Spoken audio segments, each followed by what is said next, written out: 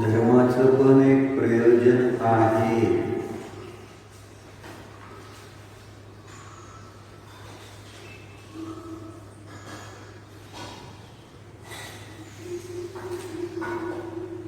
असाच कोणता तरी काहीतरी एखादा विषय म्हणजे धर्म नाही.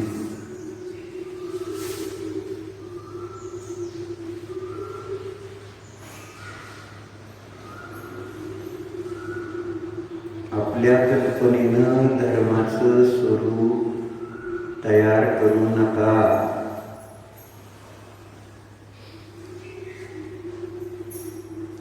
धर्माच्या बाबतीत ही चूक आपली आत्तापर्यंत झालेली आहे.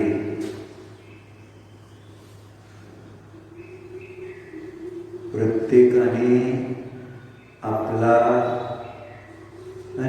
धर्म ठरवलेला आहे आणि मग धर्माचे अनेक प्रकार तयार झाले आणि प्रत्येक जण माझाच धर्म बरोबर असं मानू लागले. धर्म एकच प्रकारचा आहे.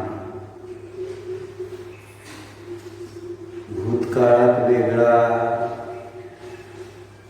चौथ्या काळात वेगळा होता असा नाही, पाचव्या काळात वेगळा आहे असा नाही. सर्व काळामध्ये धर्म एकसारखाच असतो, एकच असतो. वेगवेगळ्या क्षेत्रामध्ये धर्म वेगवेगळा असतो असं नाही. इथं भरत क्षेत्रामध्ये ज्या प्रकारचा धर्म आहे त्याच प्रकारचा धर्म विदेह क्षेत्रात पण आहे, ऐरावत क्षेत्रात पण आहे. जम्बूद्वीपात जसा तसाच धातकी खंड पुष्करार्धवी तसा धर्म आहे. क्षेत्रानुसार, काळानुसार व्यक्ती अनुसार धर्म वेगवेगळे नाही. भरत क्षेत्रामध्ये असणारे जे व्यक्ती आहेत, लोक आहेत, त्यांचा धर्म वेगळा. विदेह क्षेत्रामध्ये असणारे जे लोक आहेत त्यांचा धर्म वेगळा. असं नाही. मुलींसाठीचा धर्म वेगळा, श्रापांसाठी जो धर्म आहे तो वेगळा. असं नाही. पुरुषांसाठी धर्म वेगळा, स्त्रियांसाठी धर्म वेगळा. असं नाही. तिर्यंच गती, नरकगती, मनुष्यगती, देवगती, कुठल्याही गतीत असलं तरी धर्म एकच आहे, एकसारखाच आहे. म्हणून धर्मासंबंधी काही कल्पना करण्यापेक्षा जो जसा आहे एक प्रकारचा जास्त त्याच्यात विकल्पना आहे. प्रवचन 199 गाथा काढा, त्याच्यामध्ये तुम्हाला वाचायला मिळेल मोक्ष मार्ग एकच प्रकारचा आहे. मोक्ष मार्ग म्हणजे धर्म, ते एक प्रकारचा आहे असं त्यांनी सांगितलं. विषय पण एक प्रकारचाच आहे हे आपण परवा समयसारख्या आश्रयाने पाहिलं होतं. किती नंबर गाथीत राहून समयसारख्या कोणत्या गाथीमध्ये धर्म अनेक प्रकारच्या आश्रयाने होत नाही, वेगवेगळ्या विषयाच्या आश्रयाने होत नाही. धर्मचा आश्रयभूत आधारभूत वस्तू एकच आहे. कोणत्या गाथीत सांगितलं होतं? समयसारची 205 गाथा. कोण आहे त्याच्यामध्ये सांगितलं? धर्माचा आधार ज्ञान स्वभावच आहे. ज्ञान स्वभावी जीवच, त्याच्या आश्रयानेच कर्माचा नाश होतो, दुःखाचा नाश होतो. म्हणून त्या एक ज्ञान स्वभावालाच ग्रहण करा असं सांगितलं है ना. आणि प्रवचन सारमध्ये त्यांनी एवढं सांगितलं की जितके म्हणून तीर्थंकर झाले, भूतकाळात वर्तमान काळात होत आहे, भविष्य काळात होणार आहे ना, सामान्य केवली असे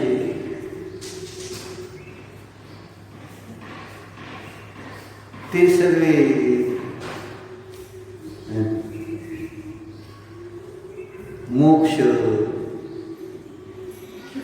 मोक्षाला प्राप्त झाले, होणार, होतील ते एकाच कारणाने.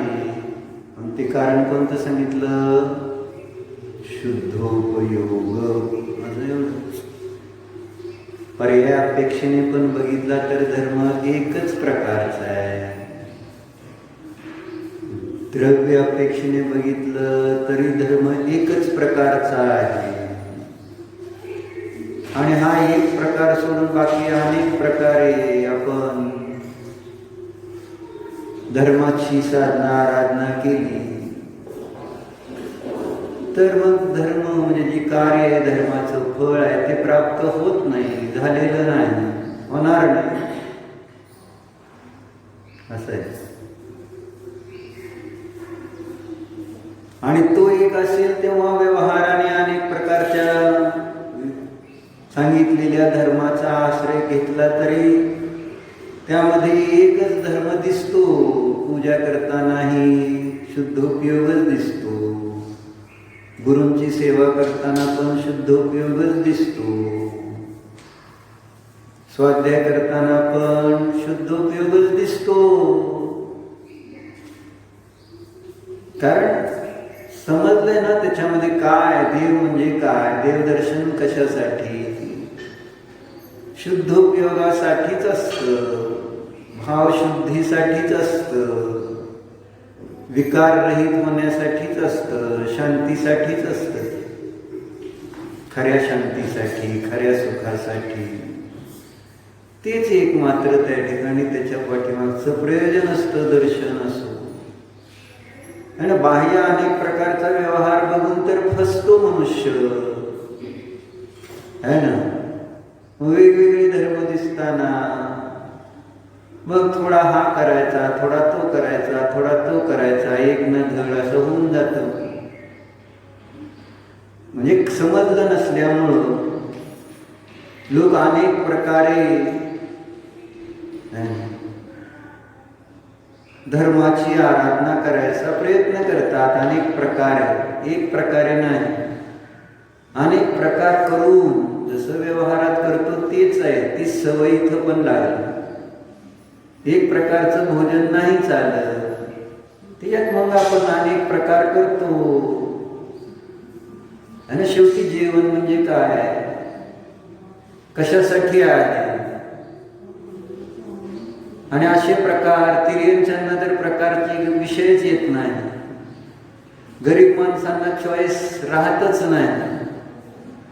फक्त त्यांना माहिती आहे भूक आहे, भूक लागल्यानंतर कसली भाकरी. आम्ही एकदा फिरत होतो तिथं, तनपुरी महाराज मठ आहे ना, तिकडे राहत असताना असंच मागं त्या रोडला फिरत असताना संध्याकाळची वेळ सांगितलं, तिथं ते वाटतात गरीब भिकारी भरपूर आहेत पंढरपूरमध्ये, आणि त्यांना भाकरी अशी सगळी काय वाटत असतील असते.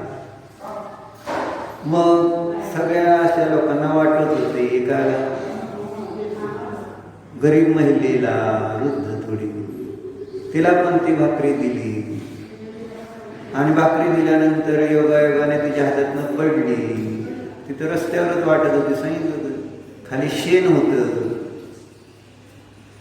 शेणात पडली. काय झालं, त्याने ती भाकरी उचलली नाही. तुम्हाला वाटतंय भूक असल्यानंतर शेण तर खाता येत नाही, पण भाकरी उचलली आणि खाल्ली. म्हणजे घेतली तिने उचलून, सोडली नाही. म्हणजे सांगत चॉईस नाही की आता नाही ही पडली तर द्या सोडून, द्या टाकून, असं चॉईस नाही. भूक आहे, एकच धर्म आहे, धर्म वेगळा नाही. तिथं भूक लागली तर पोटात काहीतरी टाकायचं, ढकलायचं. भक्ष म्हणजे भक्ष. भूक हा धर्म समजला तर त्यासाठी असे काय अनेक प्रकाराची आवश्यकता नसते. काय माहिती आहे तुम्हाला, महिलांनाही माहिती नसते. आणि त्यांना वाटतं की असं सगळ्यांना, पुरुषांना पण अनेक प्रकारचं लागतं. आणि कधी कधी ते चुकून म्हणते सारखं तीच केलं का, म्हणून मग परत विकल्प, रोजचाच विकल्प, रोजचा विकल्प असतो. काहीतरी करायचं, काय करायचं, काय करायचं, काय करायचं. जर त्यांचं पैशात लक्ष असेल तर त्यांना काय समोर तुम्ही केलेलं त्याची व्हॅल्यू नसते. तुम्हाला माहित नाही, तुम्ही कितीही चांगलं करा, कितीही त्याच्यासाठी परिश्रम घेतले म्हणून ते तुम्हाला किंमत देतील असं आहे का, बघितलंय की नाही. म्हणजे तुम्ही आज छान केलंय असं काय थोडं कधी स्तुती करतेत का, नाही म्हणते. राहुल मंडळी तर नाही म्हणायचं असतं रे, म्हणायचं असतं नेहमी. म्हणजे म्हटल्यानंतर काय असतं, अजून चांगलं मिळतं. बघ काय कसं जरी झालं तरी चांगलं झालं म्हणायचं असतं. तुम्ही तर मी म्हटलं चालतंय काय, चर्चा कशावर आपली धर्म. तसंच म्हटलं ना, व्यवहारात आपल्याला सगळे प्रकार लागते. पैसे एक प्रकारचे चालतात का नाही, का अनेक प्रकारचे लागतात. पैसे माहिती आहे, गिऱ्हाईक आलं दुकानात, आहे ना, माल घेतला, आहे ना, समजा 2-5 लाख रुपयाचा माल घेतला आणि त्याने 10 रुपयाचे बंडल द्यायला लागला. काय करणार, घेणार नको असलं ठीक आहे, दुसरीकडे जातो.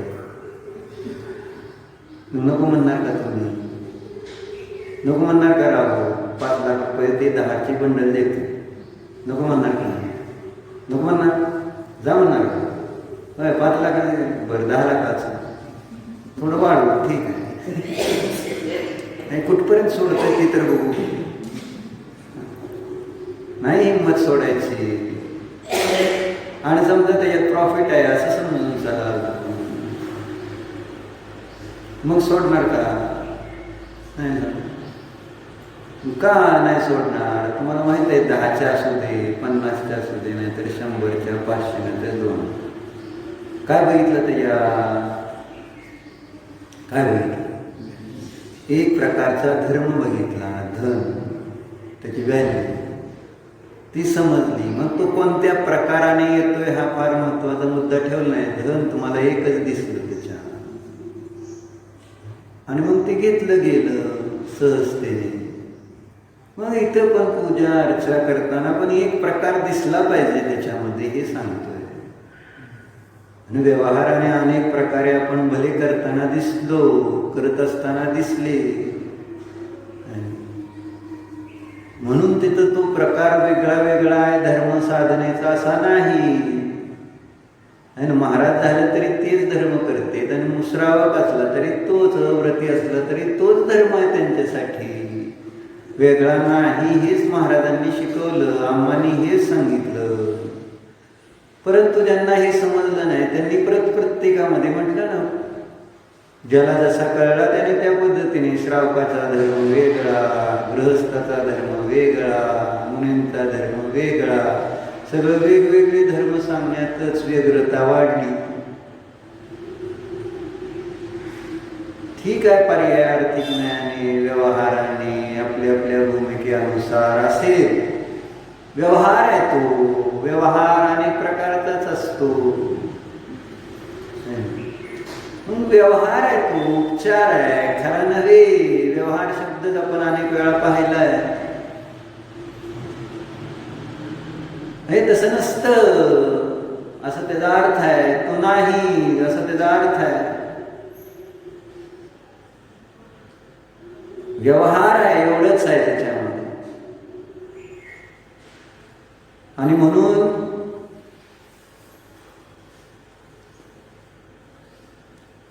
काय सांगत होतो, त्या व्यवहाराला धर्म समजून त्या अनेक प्रकारच्या केला जाणाऱ्या क्रिया, ज्ञान, त्यालाच कोण कुठं कोणी क्रिया वेगवेगळ्या प्रकारच्या करतात. जेव्हा व्रत धारण केली जातात, कोणी उपवास करतं, कोणी तप करतंय, वेगवेगळे करतात ना.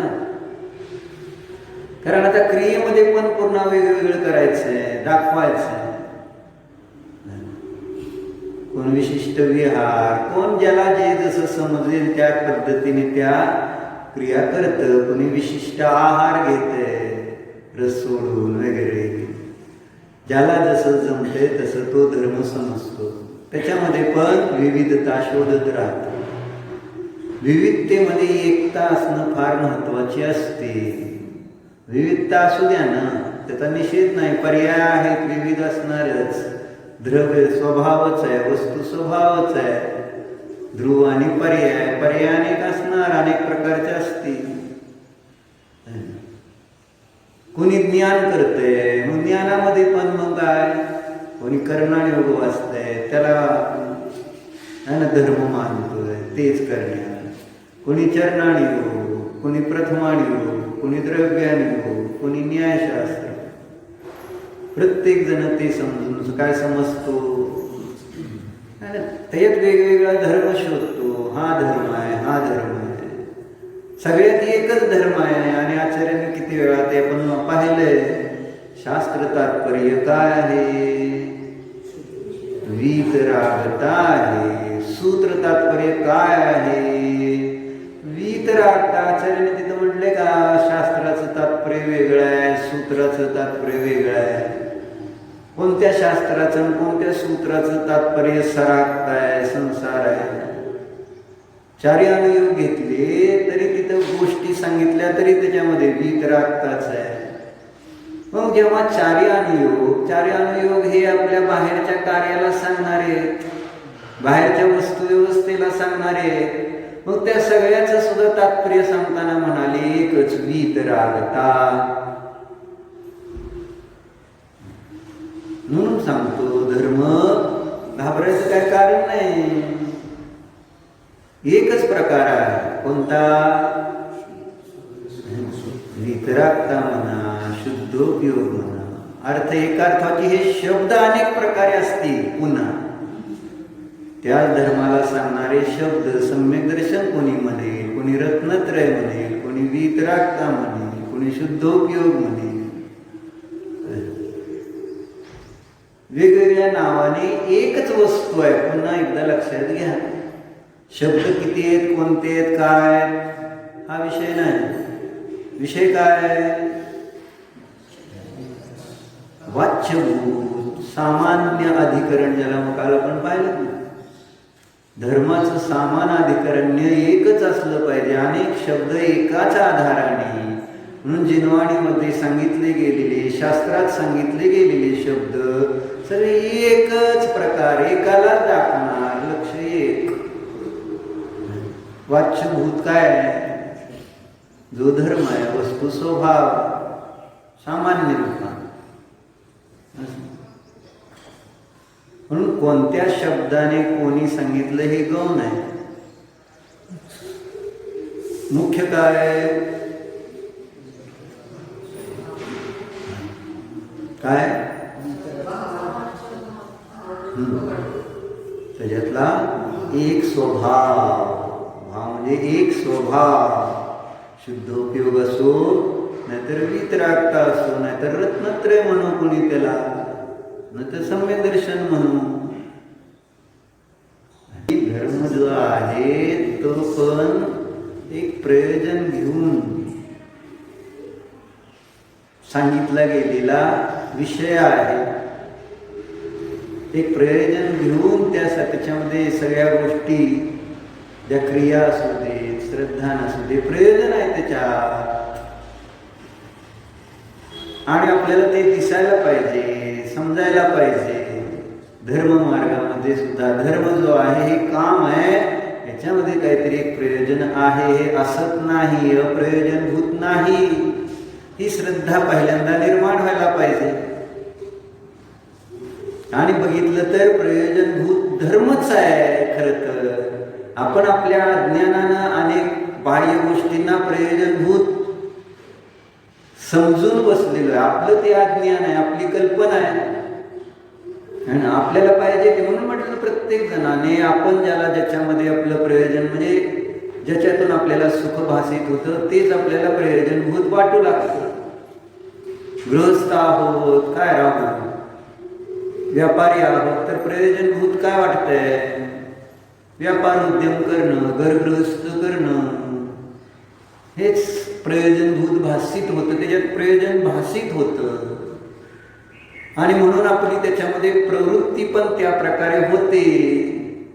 त्या प्रयोजनाच्या सिद्धीच्या दृष्टीतून त्याच्यामध्ये आपली प्रवृत्ती असते. ज्ञान, श्रद्धा. प्रयोजन कळल्याशिवाय कसं श्रद्धा आणि आचरण होईल? आणि ते समजून तर का घेणार? आपल्याला वाटत नाही ना. म्हणून तुम्ही रोज नुसता ऐकता शास्त्र. मी म्हणून म्हटलं इथे येऊन एक दिवस सांगाय, रोज एकदा सांगायचं थोडं थोडं. आजपासून सुरू करायचं का? 5 मिनिटं प्रत्येकाने शेवटी सांगायचं. आणि तुम्हालाही कळू लागेल की आपण सांगितलं, सांगायचं म्हटल्यानंतर, कारण ऐकण्यात काय प्रयोजन भासित होत नाही, म्हणून ऐकताना तुमचं लक्ष राहत नाही. तुम्हाला सांगायला बसवल्यावर काय होईल? तुम्हाला विचार सुरू होती. झालं ना असं? पहिल्यांदा मला सांगायला लागलं दामान दशलक्षण पर्व होता. माना 93ची गोष्ट आहे. अम्मांचा चतुर्मास आपलीला दोन्ही अम्मांकडे. मग दशलक्षण पर्व आलं. मग संध्याकाळी कोणी विद्वान नव्हते आले बहुधा त्यावेळेला. मग अम्माने म्हटले रोज एकाने सांगायचं संध्याकाळी. मग मला पण एक विषय दिलता.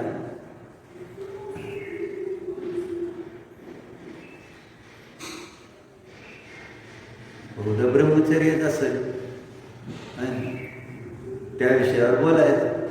मग आता त्या विषयावर बोलायचं हे मला आधी सांगितलं होतं. किती दिवस? 15 दिवस अगोदर.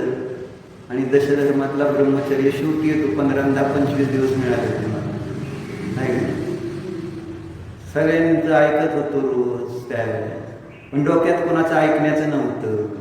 दुकानात बसत होतो पण डोक्यात आता आपल्याला त्या दिवशी सांगायचंय, पुन्हा सांगायचंय, ह्याच्यामध्ये परत अहम होताच की माझं चांगलं मी सांगितलेलं सगळ्याला आवडावं. बाकी काय तुम्हाला प्रॉब्लेम तो असतो सांगणाऱ्यामध्ये, आणि आवडावं यासाठी चिंतन करावं लागतं. सांगणं जे सांगितलं जातं ते सगळ्या बरोबर आहे का नाही, ह्यांना अनुभव आहे रुपालीताईंना, बरोबर आहे. म्हणून तर नंबर येतो, नंबर काढले जातात, आणि पहिला नंबर आल्यावर आनंद वाटतो का नाही? बक्षीस मिळालं तर आनंद वाटतं का नाही? कशाचा आनंद? तुम्हाला ते जे सांगितलं ते कुणी घेतलं नाही घेतलं हे फार महत्वाचं नाही. काय सांगितलं आणि सांगितल्यानंतर जे समोरच्यांनी काय ऐकलं काय नाही, पुरस्कार मिळाला एवढाच आनंद आहे. चांगलं म्हटलं याचाच आनंद आहे. त्याच्यावर स्वयंचिंतन मनन, त्याचा आश्रय घेऊन चिंतन मनन करणारे जर नाही तर मग उपयोग काय?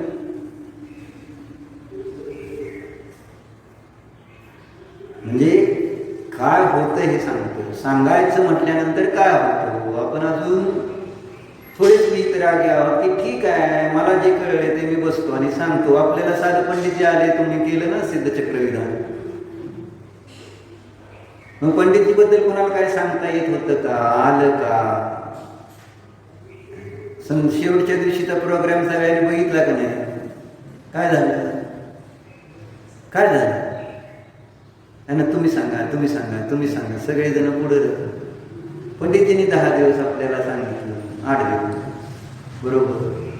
मग ते काय मुद्दे काढले असते, थोडंसं त्या पंडितजीबद्दल म्हणजे सांगताना असे हे थोडंसं सांगायचं नव्हतं.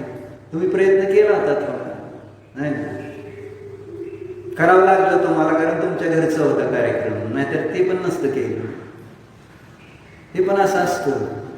आता आपणच केला आणि आपण मग पंडितजीचं नाही स्तुती मग कोण करणार? आणि सांगितली असती तर करायची, स्वतः उत्स्फूर्तपणे व मला पंडितजीकडून एवढा लाभ झालाय, चला आपण पण काहीतरी बोलू 2 शब्द.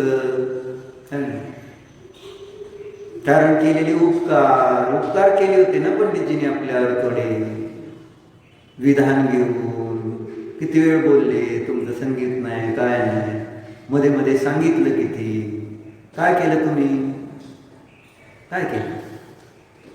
पंडित छान झालं छान झालं आणि तिकीट काढून दिलं, जावा आता तुम्ही, म्हणजे तिकीटच काढून दिलं, काय केलं त्याच्यापेक्षा काय? आणि त्यांनीच काढलं असतं तरी बरं झालं असतं, पण आता तिकीट तर काढून देतो पंडितजी, जावा. आपण ती गोष्ट ऐकली ना, कसं असतं, कसं होतं काय? एका गावात ते समंतभद्रांमध्ये ती गोष्ट नाही का ऐकली आपण, सांगितली होती. इथं एका गावाच्या तर्मासला पंडितजी थांबले, सुंदर असं प्रवचन रोज चालायचं, लोक गर्दी करायचे आहे ना, पंडितजीची स्तुती करायचे छान छान. मग झाले 4 महिने झाल्यावर पंडितजी निघाले नाहीत. मग जाताना काय कार्यक्रम केला जातोच ना, कार्यक्रम म्हटल्यानंतर मग पंडितजीचा सत्कार पुरस्कार सुरू झाला आहे ना, लोकांमध्ये चुळबुळ चालू झाली आहे ना. मग पंडितजीला हार तुरा घालून किती रुपये दिले? 3 रुपये दक्षिणा दिली. किती? 3 रुपये. आणि ते झाल्यावर पंडितजीला वाटलं किती चांगले लोक आहेत, किती सगळं असं तसं. पण काय झालं, इकडं सत्कार चालू होता, मागं डान्सचा प्रोग्राम, नाचणारीला बोलवलेलं होतं. मग ते तिकडं चालू झाल्यानंतर पंडितजी मध्येच उभारलेले, लोक मागणं शिव्या द्यायला लागले, अहो बसा बाजूला व्हा, मागे जरा कार्यक्रम चालू आहे.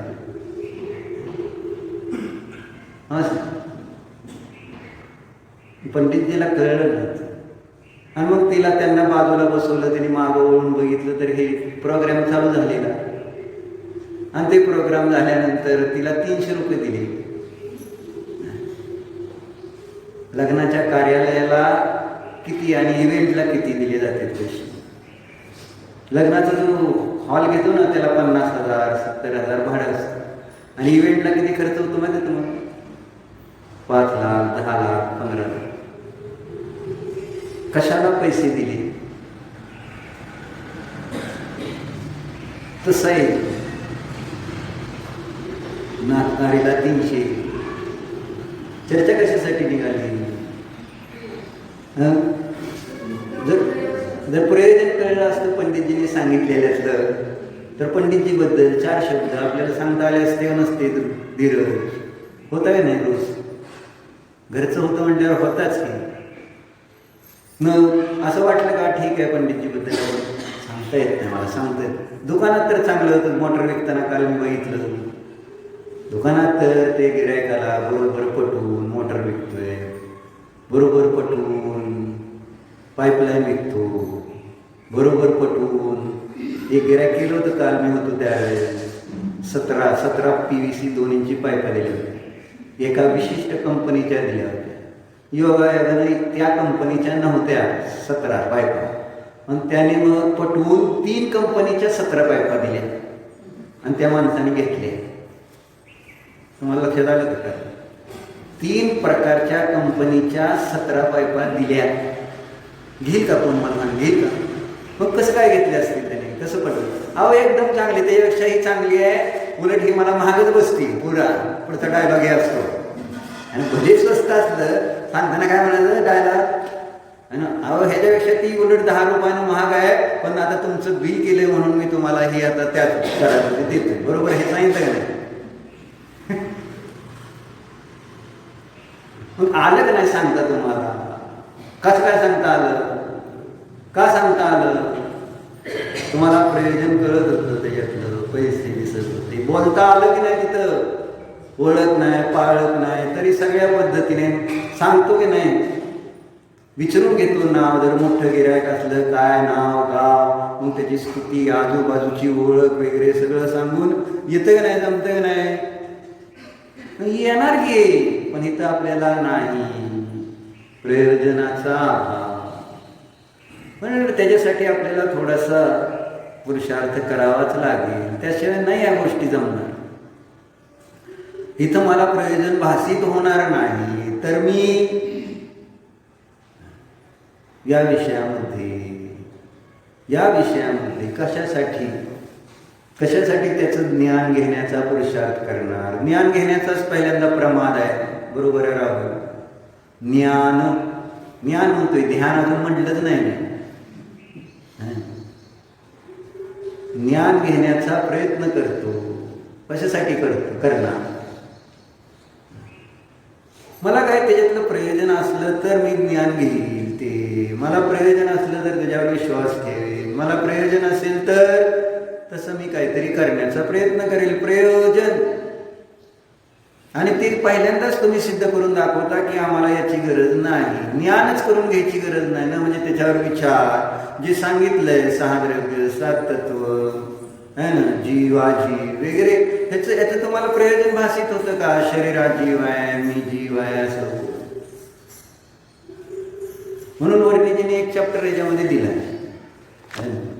म्हणजे दिसताना असं आपल्याला दिसतं है ना, शब्दरूपाने झालेलं ज्ञान आहे ना.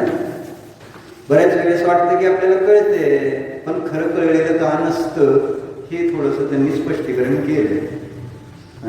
54 नंबरचा श्लोक आहे, पान नंबर आहे 107 आहे ना. श्लोकामध्ये आलेला आहे, चिनु चित्ते भृशं भव्य भावना भाव शुद्धये याहा सिद्धांत महातंत्रे देवदेवैहि प्रतिष्ठिता.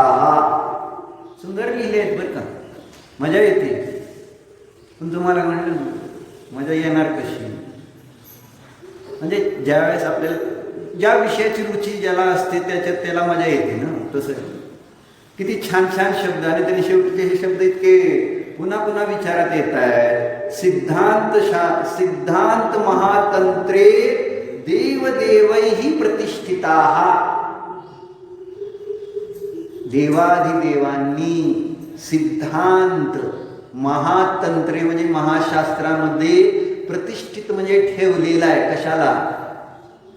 कशाचं काय ठेवलंय? 12 भावना. भावना ज्या भावशुद्धीचं कारणभूत आहे, त्या भावशुद्धीच्या कारणभूत भावना देवादिदेवांनी काय म्हणते सिद्धांत महाशास्त्रे प्रतिष्ठिता ठेवल्या आपल्यासाठी, आमच्यावर उपकार करण्यासाठी, किंवा तुम्ही पण चांगले व्हा. भावशुद्धी कळलं, असे शब्द सुंदर ठेवले. अर्थ हे भव्य तो उक्त भावों की विशुद्धि के लिए हृदय के भीतर चिनू चित्ते म्हणते, चिनू उन भावनाओं को संचित कर, त्या भावनांना तू हृदयामध्ये चय गोळा करणे असा त्याचा अर्थ होतो. चित्ते चिनू, गोळा कर. काय गोळा कर? भावनेच्या माध्यमातून भावशुद्धी, भावनाच गोळा करायच्या. थोडक्यात असं चांगल्या भावना गोळा करायला पाहिजेत. शुद्ध भावना, शुभ भावना याचा संचय करायला पाहिजे. आणि मी कोणत्या भावना गोळा करतो? अशुभ भावना माझ्या गोळा करायचं काम चाललंय निर्जरा. कोणत्या भावना गोळा करतो? चिंतन करा. त्याच्यामध्ये किती शुभ आहे, किती विशुद्धी आहे, किती शुद्धी आहे. जे आपण गोळा करतो रोज दिवसभरामध्ये, किती काय असतं त्याच्यामध्ये. तपासा ना. आणि घाण जेवढी जास्त घाण गोळा करणार तर काय होणार काय? जसं शरीरामध्ये जर घाण पदार्थ टाकले तर होणार काय? रोग होणार. अभक्ष खाल्लं, अशुद्ध खाल्लं तर होतं काय? का हात धुवायचे? का हात धुता? खाल्लं दुकानातून आल्यावर प्रत्येक जण हात धुतो की नाही? आणि कसं धुता? सॅनिटायझरनं साबण लावून. अगदी प्रयोजन काय? व जे आता आम्ही भोजनाला ते सगळं घाण होतंय, तुम्ही सिद्ध केलं का नाही? कोण घाण आहे कोण चांगलं आहे सांगा. तुम्हाला कळते ती नोट घाण असते, दुकानातला हात घाण असतो, दुकानातले कपडे घाण असते, माहिती आहे आपल्याला. ते जर जेवणाच्या ठिकाणी, घरात, पोटला वगैरे स्पर्श केलं सगळं घाण होतं. आपले है ना, पोट बिघडेल, त्रास होईल. बरोबर. म्हणून असली अशुद्धता आपल्यामध्ये जायला नको. प्रयत्नपूर्वक त्याला पण दूर ठेवण्यासाठी करतो काही ना काही जे सांगितलं व्यवहार. मग इथं काय करतो? लिहिलं की नाही यांनी? बनारसीदासजींनी किती वेळा सांगितलं. साबण आहे, पाणी आहे, एक हे लिहिलेलं आहे. काय आता त्याचं मला आठवत नाही पूर्ण. समयसार नाटकमध्ये एक दोहा टाईप लिहिलेला आहे.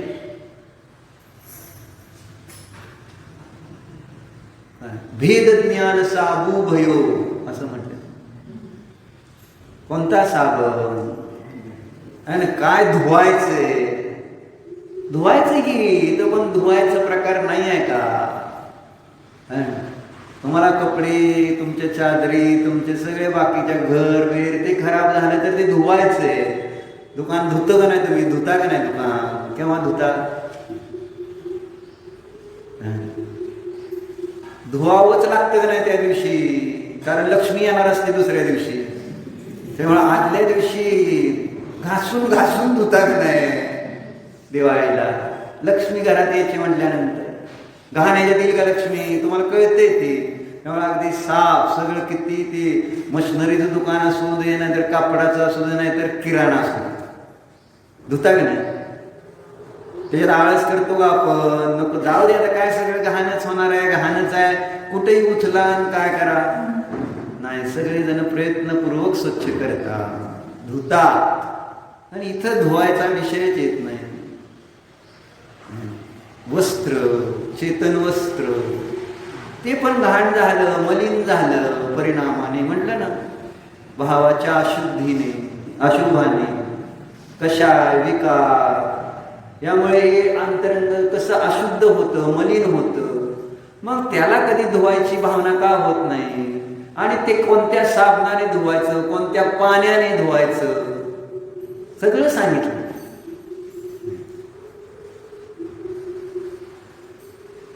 कोणता साबण?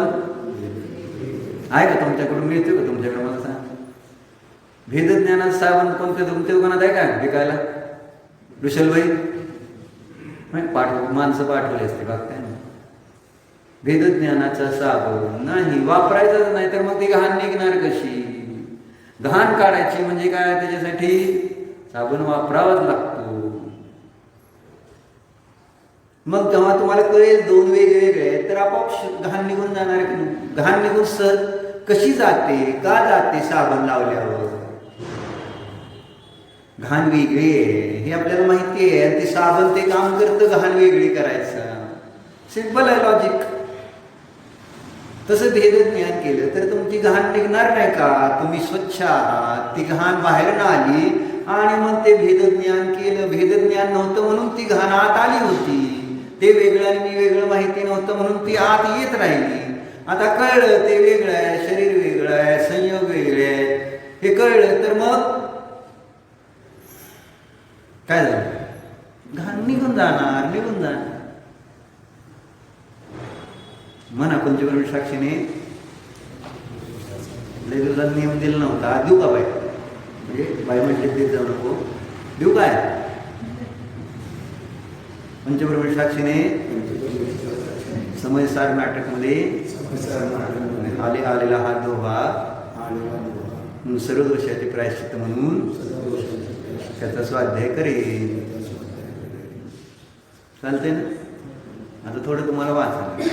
सोपं करायचं असेल समयसार नाटक पुस्तक घ्यायचं, त्याच्यामध्ये काय म्हणा अनुक्रमणिका काढायची, भ काढायचं भ, आणि भ मध्ये मग भेद ज्ञान साबू भयो असं काय आहे शब्द.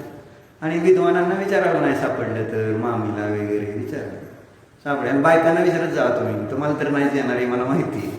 असं होणार नाही की बायकांनी तुम्हाला विचारले. एखादा पुरुष असं सापडेल का की बायकोने विचारले की कुठं आले होय शास्त्रात म्हणून? पूर्वी बायका विचारायच्या नवऱ्यांना शास्त्रातल्या गोष्टी, आता बायकांना विचारावंच लागतं. त्याच्याशिवाय आपल्याला काय माहितीच नाही. कुणाला माहिती काय शास्त्र? कधी उघडायचंच नव्हतं. मग चर्चा कशासाठी निघाली? घाण काढायची, अशुद्धी भावातली काढायची. तर आचार्य म्हणते तिथं चिनुचित्ते आहे ना, छान छान शब्द ठेवले.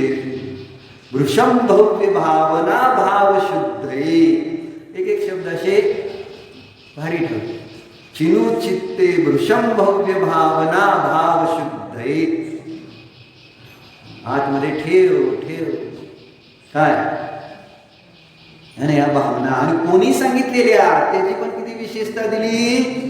आणि या सिद्धांत महातंत्रे देवदेवैहि प्रतिष्ठिता, देवादिदेवांनी ठेवलेली ही गोष्ट आहे. तुम्हाला लक्षात द्यायला पाहिजे त्याची व्हॅल्यू. कुणी ठेवलं हे भावनेचं वर्णन कुणी ठेवलंय, कुणी प्रतिष्ठित केलं ते या महाशास्त्रांमध्ये. देवाने जेवढा उच्च म्हणून आपण कुणाचे सुविचार वाचताना तुम्ही महान लोक झालेली असते, त्यांनी काहीतरी आपले स्वतंत्र एक विचार मांडलेले असते, ते चांगले चांगले ते सांगते. तर देवादी देव सगळ्यात चांगले, आणि त्यांनी हे ठेवले अनित्य आदी 12 भाव. म्हणजे तुम्हाला आम्हाला त्याची किती महिमा यायला पाहिजे. असं दुसरं काय वाचायची गरज नाही, देवाने सांगितलेलं वाचा. चर्चा याच्यामध्ये मी काय वाचणार होतो?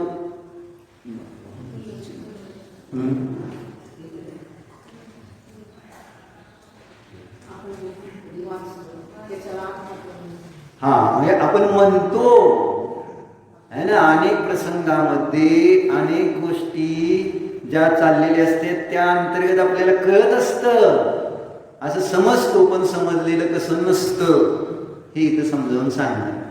जसं कोणी मेल्यानंतर मी मरणार आहे समजलं म्हणतो, समजतं, चिंतन होतं, पण समजलेलं नसतं हे सांगायचं.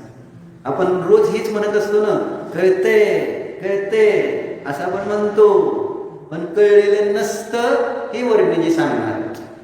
ओके, मग काय म्हटले बघा, विपरीत भावना में शांती का भाव. विपरीत भावना त्याच्यामध्ये शांती असू शकत नाही.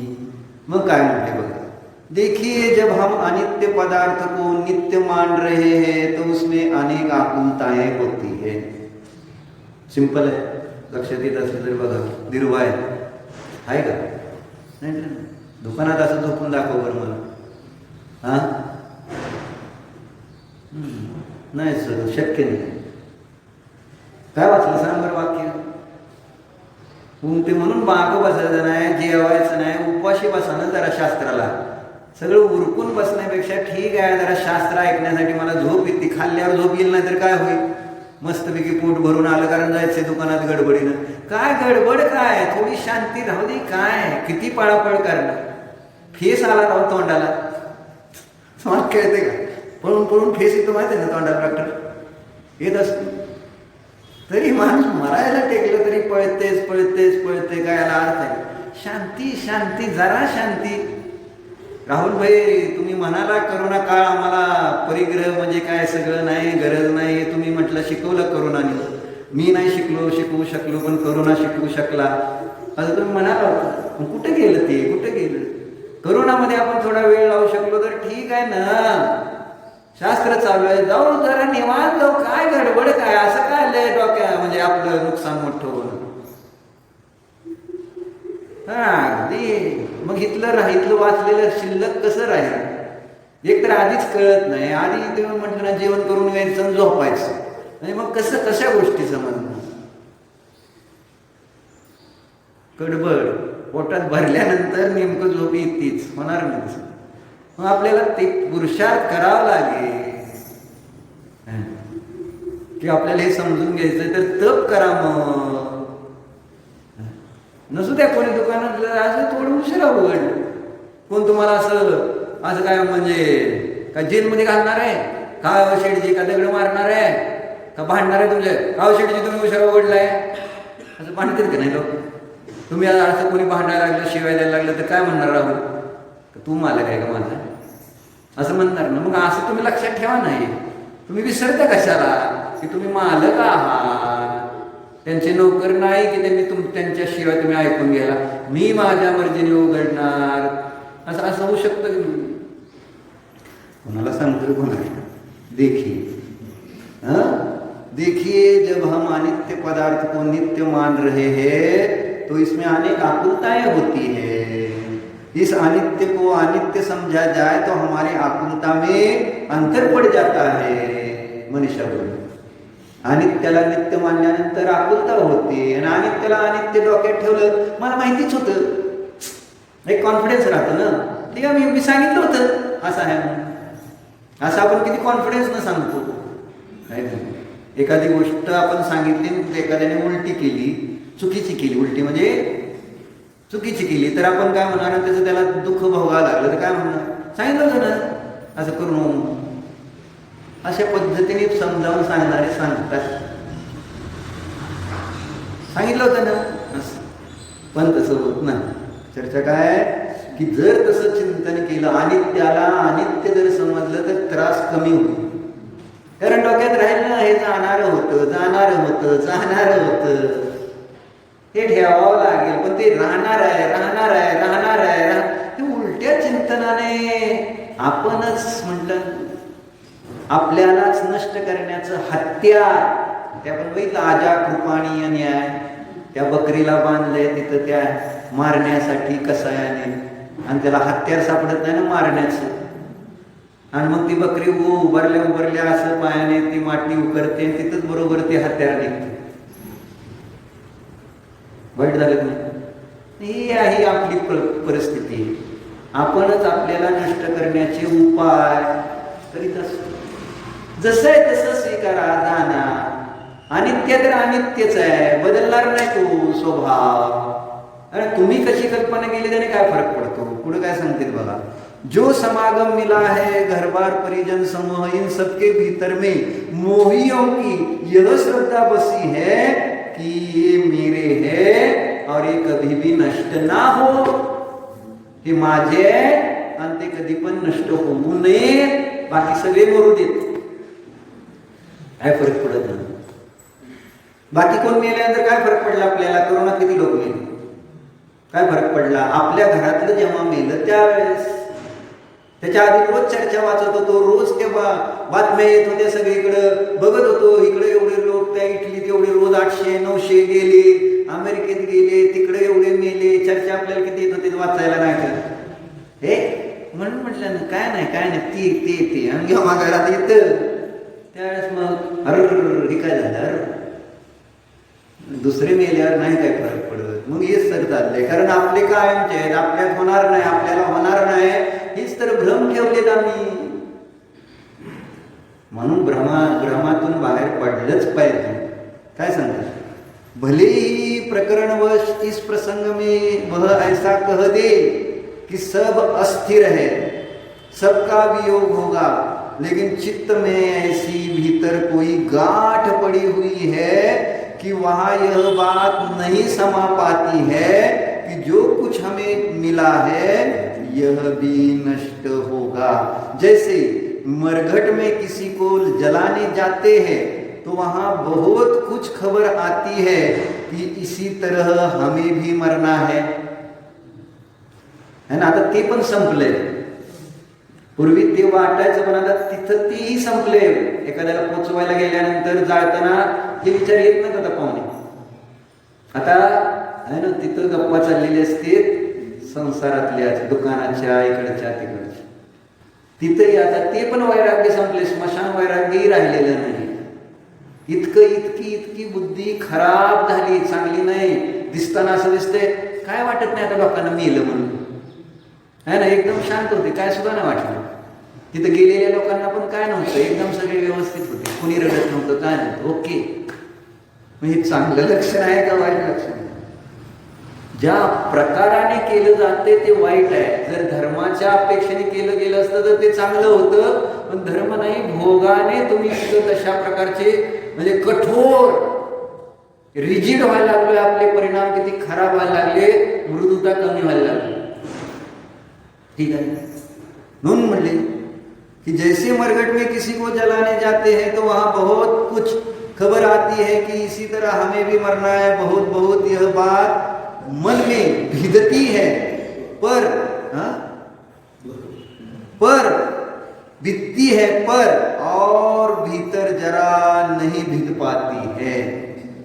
ये भावनाएं तो मरघट में ही आती है ना. या 12 भावना पूर्वी स्मशान आल्यानंतर म्हटले जायच्या म्हणून ते म्हणते ये भावनाएं तो मरघट में ही आती है, जहां वहां से चलकर किसी तालाब में स्नान किया तो उन सारी भावनाओं को पानी के साथ धो देते. आंघोळ केली, विषय संपला. जसं तुम्ही आता शास्त्र सुटले, विषय संपतो का नाही. म्हणून मी लोकांची चर्चा ऐकत असतो बाहेर गेल्यानंतर, काय बोलते, काय शास्त्रातलं बोलते, पण कुणी एक मला असं दिसलं नाही की शास्त्रात आज काय झालं हे बोलणार. बरोबर आहे राहू, त्याला पण माहिती, कारण तेच बोलत नाही तर बाकीचे कशी बोलणार. अशी परिस्थिती. म्हणून ही परिस्थिती बदलण्यासाठी धर्म प्रयोजनभूत आहे. हे कसं ना कसं करून आपल्याला भाषित होणं गरजेचं आहे.